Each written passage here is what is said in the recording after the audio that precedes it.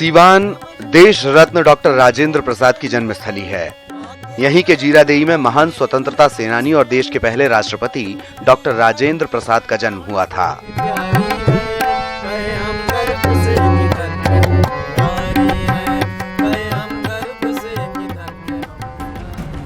मौलाना मजहरुल हक और खुदा बख्श भी सीवान के रहने वाले थे। आजादी की लड़ाई में यहाँ के लोगों ने बढ़ चढ़कर भाग लिया था। कहा जाता है कि सीवान के पपौर गांव में भगवान बुद्ध ठहरे थे। यहीं से कुशीनगर जाकर उन्होंने समाधि ली थी। समय बदला और समय के साथ सीवान की पहचान भी बदली। आज का सीवान बाहुबली शहाबुद्दीन के नाम से जाना जाता है। 90 के दशक में सीवान में अपहरण का व्यवसाय और हत्याओं का सिलसिला इतना चला कि लोग यहां से पलायन करने लगे। यहां के उद्योग धंधे चौपट हो गए। राष्ट्रीय स्तर पर सीवान की पहचान हत्या, अपहरण और रंगदारी की घटनाओं से होने लगी। सीवान का साहिब फिलहाल सलाखों में है, अपने किए की सजा भुगत रहा है। शहाबुद्दीन के बाद यहाँ के लोगों ने ओम प्रकाश यादव पर भरोसा जताया। आज जन का मन में हम सीवान के विकास की पड़ताल करेंगे, साथ ही सांसद के दावों की हकीकत को भी जानेंगे।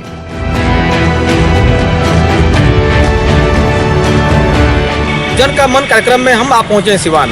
हम जानेंगे सीवान के गौरवशाली इतिहास के बारे में, सीवान की प्रमुख समस्याओं के बारे में और साथ में हम जनता के नब्ज भी टटोलेंगे। यहाँ के जो वर्तमान सांसद हैं ओम प्रकाश यादव और पूर्व सांसद शहाबुद्दीन की पत्नी हिना साहब भी यहाँ पर आरजेडी की प्रमुख कैंडिडेट हैं। शुरू करते हैं सीवान का सफर।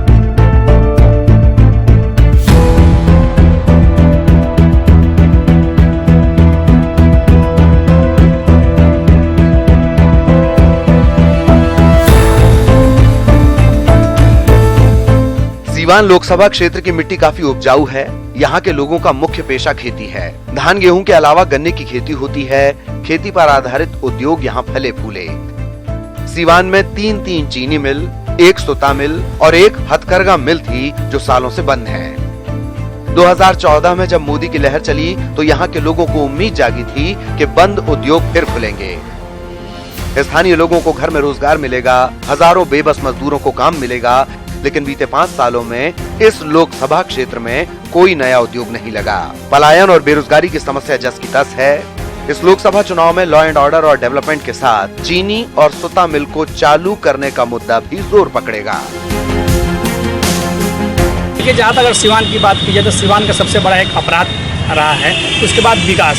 हालांकि यहाँ पे जितने कभी एक उद्योग की नगरी ये सीवान माना जाता था। 4-4, 5-5 चीनी मिल, सूता फैक्ट्री और चमड़ा उद्योग था, लेकिन आज पूरी तरह से बंद पड़े हैं। हालांकि जब चुनाव आते हैं तो नेता वादा करते हैं कि हाँ हम ये फैक्ट्री चलाएंगे। जब नीतीश कुमार फर्स्ट बार मुख्यमंत्री बने थे तो यहाँ सूता मिल, चीनी मिल को उन्होंने किया था कि हमने इसे चालू कराएंगे, लेकिन अभी तक ये जमीन हकीकत कुछ नहीं है। आज जो जितने भी चीनी मिल है वो बंद पड़े हैं, या तो खंडर में तब्दील हो गए या पार्ट्स वगैरह पूरी तरह से जर्जर पड़ी हुई है। तो यहाँ जितनी भी चीनी मिलें थी, सूता मिलें थी, जो विकास का एक मुख्य कारण था उस सबको समाप्त कर दिया गया, उस सबको बंद कर दिया गया, ताकि ये न चालू रहेगा न कोई विकास की बात करेगा। सीवान में 90 के दशक में अपराध बढ़ने का असर यहाँ के लोगों के जीवन यापन पर पड़ा। छोटे और बड़े उद्योग बंद हो गए और रोजगार की तलाश में यहाँ के युवाओं ने विदेश का रुख किया। आज भी सीवान के युवा खाड़ी देशों में नौकरी कर रहे हैं। बढ़ते अपराध का असर देखना हो तो सीवान को देखिए। आर्थिक समृद्धि वाला ये जिला अब औसत समृद्धि वाले जिले में शामिल हो गया है।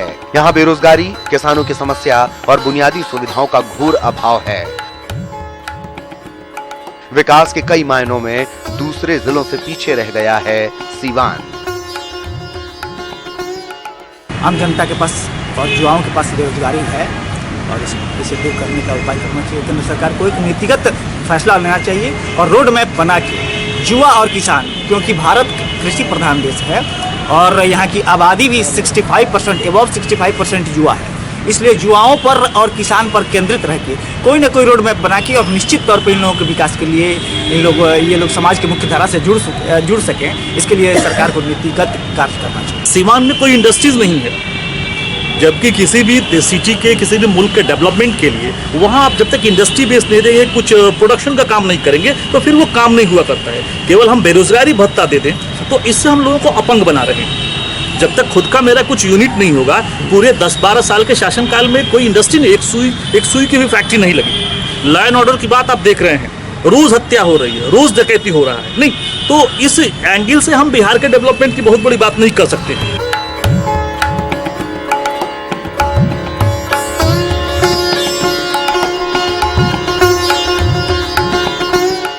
चीनी मिलों के बंद होने का सबसे बड़ा असर किसानों पर पड़ा, क्योंकि चीनी किसानों के लिए एक नकदी फसल थी। इसके उत्पादन में लागत कम और मुनाफा ज्यादा होता है। अब किसान मजबूरी में धान और गेहूं की फसल उपजाते हैं। इस साल औसत से कम बारिश हुई तो ज्यादातर इलाकों में सूखा पड़ गया। किसान कर्ज में डूब गए। किसानों का कहना है कि सरकार उनके कर्ज को माफ करे।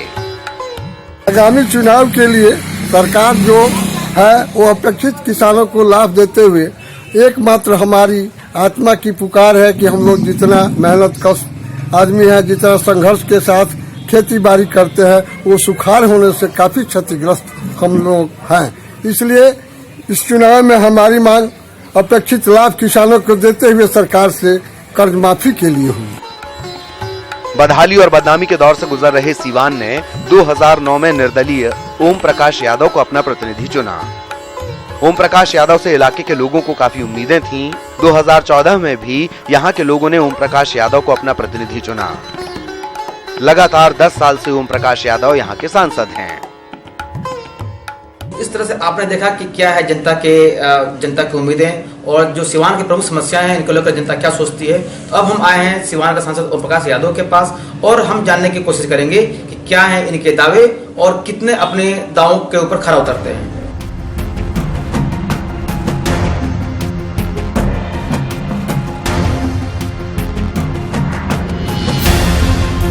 सांसद ओम प्रकाश यादव ने जीरादेई गांव को आदर्श ग्राम के तहत गोद लिया था, लेकिन आज तक उस गांव में एक ईंट भी नहीं रखी गई, जिसका स्थानीय लोगों को काफी मलाल है।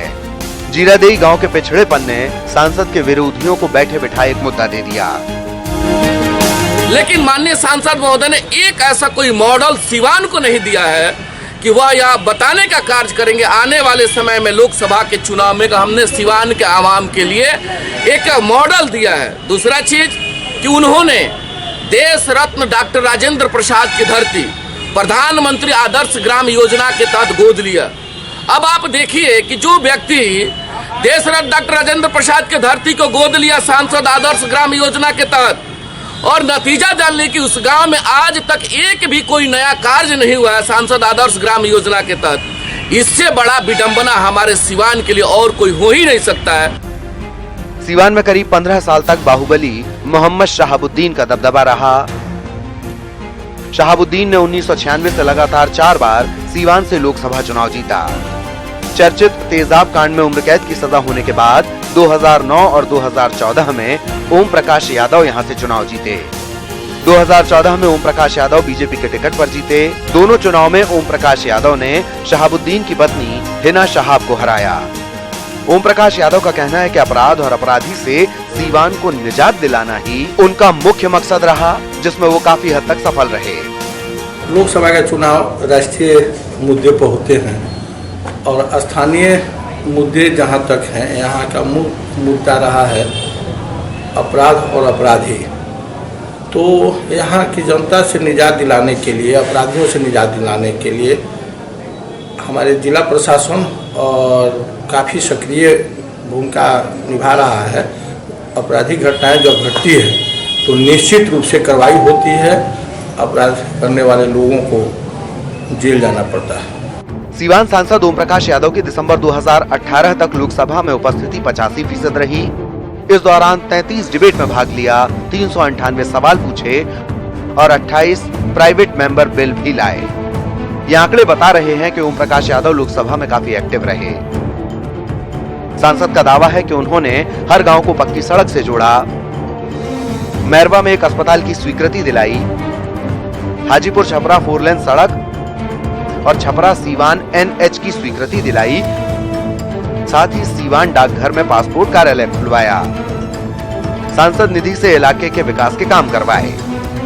हर गांव को प्रधानमंत्री सड़क योजना से जोड़ने का हमने काम पूरा कर लिया है और यहाँ एक अस्पताल की आवश्यकता है जिसकी स्वीकृति केंद्र सरकार और राज्य सरकार ने दे दी है। राजेंद्र कुष्ठ आश्रम मैरवा में वो अस्पताल प्रस्तावित है। सांसद ओम प्रकाश यादव का कहना है कि उन्होंने बंद चीनी मिल और सुता मिल को खुलवाने की कोशिश की, लेकिन तमाम कोशिशों के बाद 5 साल में मिल शुरू नहीं करा पाने का उन्हें मलाल है। आगे फिर उनकी कोशिश होगी कि जल्द से जल्द बंद चीनी मिल शुरू हो। प्रयास किए थे कि 3 चीनी मिल और 1 सूता फैक्ट्री हमारे सीवान में है, जो बंद पड़े हुए हैं आज से 30-40 वर्ष पहले से। तो यहाँ के किसानों का मूल समस्या रहा है कि अपना गन्ना न जाने हम कहाँ लेकर जाए। तो एक चीनी मिल चालू कराने के लिए हमने माननीय मुख्यमंत्री जी से संपर्क किया, अनुरोध किया और गन्ना मंत्री से संपर्क करके प्रयास किया। एक मलाल तो हमें रह गया कि हमने कोई एक चीनी मिल चालू नहीं करा सके। सांसद को सीवान में नए उद्योग को नहीं स्थापित कर पाने और बंद पड़े चीनी मिल को शुरू नहीं करा पाने का मलाल तो है, लेकिन सांसद को इस बात को लेकर खुशी है कि अब सीवान में 20-22 घंटे तक बिजली रहती है, हर गांव तक पक्की सड़क पहुंच चुकी है, सरकारी अस्पतालों में सुविधाएं पहले से बेहतर हुई हैं। हम लोग 20-22 घंटा बिजली दे रहे हैं और आप देखेंगे कि सड़क के मामले में लगभग सारे गांवों को हम लोगों ने पक्कीकरण से जोड़ने का काम किया है और हर तरह की व्यवस्था। अस्पताल में जाएंगे तो अपने सांसद विकास मद से हमने शौचालय बनवाया है और वहाँ AC लगवाया है। अनेक तरह के काम हुए हैं। विकास तो शिक्षा के क्षेत्र में, चिकित्सा के क्षेत्र में तो विकास तो हुआ ही है।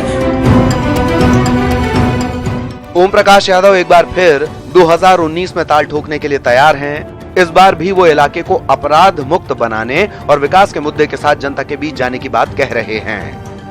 देखिए, चुनावी मुद्दा हम लोग का विकास रहेगा और नरेंद्र मोदी के मजबूत नेतृत्व में जो राष्ट्र प्रगतिशील पथ पर अग्रसित है, उसमें कहीं कोई किसी तरह का बाधा न उत्पन्न हो, तो सिर्फ विकास हम लोगों का मुद्दा रहेगा। राजेंद्र बाबू मौलाना मजहब की धरती अपराधियों के कुकृत्य से कलंकित अपमानित होती रही है। फिर से ये अपराधी सर न उठाए, हमारा चुनाव में मुद्दा रहेगा। ओम प्रकाश यादव एक बार फिर विकास के मुद्दे पर जीत का दावा कर रहे हैं, लेकिन यहाँ उनकी राह आसान नहीं रहने वाली, क्योंकि सीवान के सियासी रण में कई और फैक्टर भी काम करते हैं। तो इस तरह से आपने देखा कि क्या है सांसद के दावे और सांसद महोदय को इस बात का भी मलाल है कि यहाँ की जो बेरोजगारी है, जो किसानों की समस्या है, इसको लेकर ये निरंतर प्रयास करते रहेंगे और जो बंद चीनी मिल है उसको चालू करने का इनका लगातार प्रयास जारी रहेगा। अब देखना है कि जनता इस चुनाव में इनकी उम्मीदों पर कितनी खरी उतरती है। सीवान लोकसभा क्षेत्र में CPI-ML भी एक बड़ी ताकत है। 2014 में शहाबुद्दीन की पत्नी ओम प्रकाश यादव CPI-ML और शहाबुद्दीन के करीबी रहे मनोज कुमार सिंह के चुनावी मैदान में होने के कारण मुकाबला चतुष्कोणीय हो गया था। इस चतुष्कोणीय मुकाबले में बीजेपी के ओम प्रकाश यादव जीते। सीवान लोकसभा क्षेत्र में विधानसभा की 6 सीटें हैं। ये सीटें हैं सीवान, जीरादेई, दरौली, रघुनाथपुर, दरौंदा और बड़हड़िया। 2015 के विधानसभा चुनाव में सीवान सीट पर बीजेपी को जीत मिली थी। दरौली में CPI-ML और रघुनाथपुर पर RJD का उम्मीदवार जीता था। बाकी की 3 सीटें जीरादेई, दरौंदा और बड़हड़िया में JDU को सफलता मिली थी। 2019 में सीवान में मुख्य मुकाबला बीजेपी और RJD के बीच होने के आसार हैं। RJD के नेता अभी से ही ओम प्रकाश यादव पर सियासी वार कर रहे हैं। या हमारे सांसद प्रतिनिधि जो हैं ओम प्रकाश जी, वो विकास करना ही नहीं चाहते हैं। दोष उनका भी नहीं है, वो चूंकि कभी यूपीए में रहते हैं, गोद से खींच करके ला करके NDA में डाल दिया गया है। अब पता नहीं आगे किस पार्टी में चले जाएंगे, उनकी कोई ठिकाना नहीं है। तो जब दल बदलू हैं वो, तो विकास की बात क्या करेंगे? कभी किसी की झोली में, कभी किसी की झोली में पल करके तो वो अपनी जिंदगी पाल ले रहे हैं, वो जनता की जिंदगी क्या पालेंगे? सीवान लोकसभा क्षेत्र में करीब 17,70,000 वोटर हैं। इसमें 9 लाख से ज्यादा पुरुष और 8 लाख से ज्यादा महिला वोटर हैं। इस बार करीब 75,000 युवा वोटर अपने मताधिकार का इस्तेमाल करेंगे। युवा वोटर्स का कहना है कि वो शिक्षा और रोजगार को ध्यान में रखकर वोट करेंगे। जी देखिए, हम तो पहली बार वोट करेंगे, इसके लिए हम काफ़ी एक्साइटेड हैं और हमारा स्टैंड साफ है। जो हम युवाओं के लिए सोचेगा उसी को हम वोट देंगे। क्या चाह रहे हैं, किस तरह का आप नेता चाह रहे हैं? जो हम युवाओं के बारे में सोचे, हम युवाओं का ख्याल रखें। देखिए बेरोजगारी कितनी बढ़ गई है, उस पर ध्यान दें, उसी को हम वोट देंगे और वैसे ही नेता हम चाहते हैं। सीवान लोकसभा सीट पर 1957 से 77 तक कांग्रेस का कब्जा रहा। बाद में इस सीट से आरजेडी के शहाबुद्दीन लगातार 4 बार चुनाव जीते। शहाबुद्दीन 1996, 1998, 1999 और 2004 में यहां से सांसद चुने गए। शहाबुद्दीन के अलावा यहां से अब्दुल गफूर और वृषण पटेल भी लोकसभा पहुंचे। यहाँ के चुनाव में मुद्दों पर जातीय समीकरण हावी रहते हैं। सीवान में सबसे ज्यादा मुस्लिम और यादव जाति के वोटर हैं। इसके बाद राजपूत, ब्राह्मण, भूमिहार जाति के वोटर हैं। पिछड़ी जातियों में बनिया, कुर्मी और कुशवाहा अच्छी संख्या में हैं। दलित और महादलित वोटर की गोलबंदी भी उम्मीदवारों की हार जीत तय करती है। इन समीकरणों को ध्यान में रखकर आरजेडी से मोहम्मद शहाबुद्दीन की पत्नी हिना शहाब और बीजेपी से वर्तमान सांसद ओम प्रकाश यादव अपनी अपनी जीत के दावे कर रहे हैं। लेकिन चुनाव में अभी समय है और सियासत में समीकरण बनते बिगड़ते देर नहीं लगती। इसीलिए परिणाम आने तक इंतजार करना ही बेहतर होगा।